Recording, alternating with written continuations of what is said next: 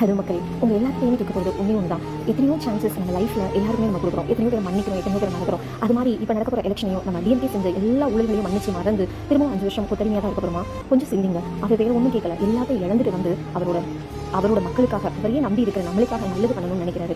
கொஞ்சம் யோசிச்சு பாருங்களேன். டிஎம்கே வந்து அவங்களோட எவ்வளோ அவங்களுக்கு வந்து சொத்து மதிப்பு இருக்குங்கிறதுலையே பொய்யா அவங்க வந்து சமர்ப்பிச்சிருக்காங்க அவங்களுடைய சொத்து மதிப்புகளை. ஆனால் நம்ம தளபதி என்ன இருக்குதோ அதை அப்படியே உண்மையை உள்ளபடி அவர் சொல்லியிருக்காரு. இதுலேயே தெரியாங்க அவர் உண்மையானவர்னு சொல்லிட்டு. அவரை பற்றி எத்தனை அவதூறுகள் பரப்பினாலும் நம்மளுக்கு தேவை என்னங்க? ஒரே ஒரு மாற்றம் தானே. மாற்றி தான் பார்ப்போமே, ஒரு காட்சியை கொடுத்து தான் பார்ப்போமே.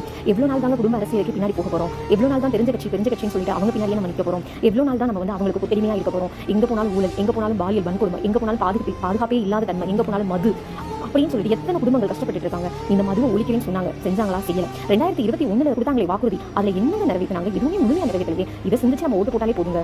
இன்னமும் நம்ம சிந்திக்கலைன்னா இன்னும் 5 வருஷம் சிறைக்குள்ளே தான் இருக்கணுங்க நம்ம லைஃப். சிந்திச்சு ஓட்டு போடுங்க, சிந்திச்சு செயல்படுங்க. இது நமக்கான நேரம், இது நமக்கான களம்.